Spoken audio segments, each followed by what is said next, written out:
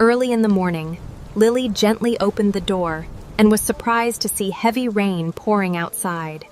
Oh no, the things outside will get wet. Without wasting a second, Lily rushed out into the rain to bring everything back inside. Safe at last. Lily placed everything neatly inside. Just then, her little fluffy cat came to greet her. She smiled and gently played with her cute little friend, feeling warm and happy inside. Outside in the window, the weather grew stronger. Lightning flashed across the sky, and the wind howled louder. Feeling a little cold, Lily walked into the kitchen and decided to make herself a warm cup of milk.